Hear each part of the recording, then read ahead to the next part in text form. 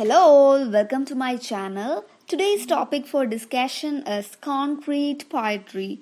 Concrete poetry is a recent term for an ancient poetic type called pattern poems or shaped verse that experiments with a visual shape in which a text is presented on the page. So, what is the concrete poetry? See, this is actually a new name for our old pattern poems or shaped verse. Some Greek poets beginning in the 3rd century BC shaped their text in the form of the object that the poem describes or suggests.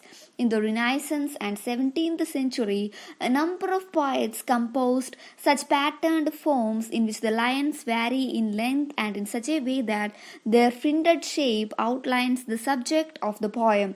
Familiar examples in English are George Herbert's Easter Wings and The Altar.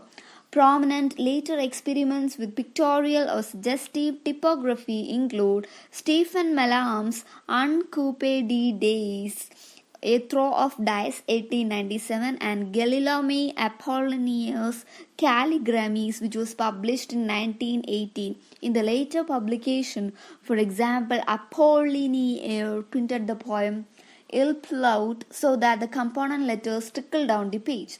The work of concrete poetry is a worldwide movement that was largely inaugurated in 1953 by the Swiss poet Eugen Gromringer. The practice of such poetry varies widely, but the common feature is the use of a radically reduced language typed or printed in such a way as to force the visible text on the reader's attention as a physical object and not simply as a transparent carrier of its meanings.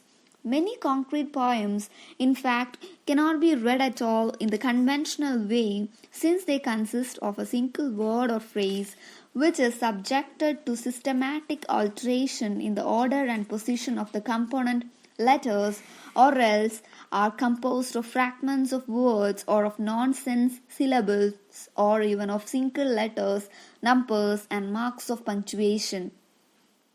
In their shaped patterns, concrete poems often use a variety of type fonts and sizes and different colors of type, and sometimes supplemented the text with drawings or photographs, while some of their shapes called kinetic evolve as we turn the pages.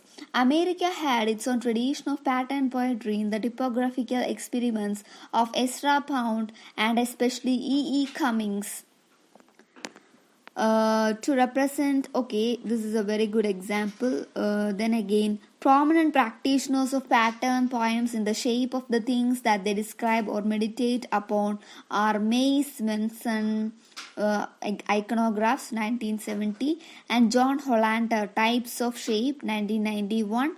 Other Americans who have been influenced by the international work for concrete poetry include Emmett Williams, Jonathan Williams, and Mary Ellen Scout. Collection of concrete poems in a variety of languages are Emmett Williams' edition, an anthology of concrete poetry. So that's all about concrete poetry. Hope you understood.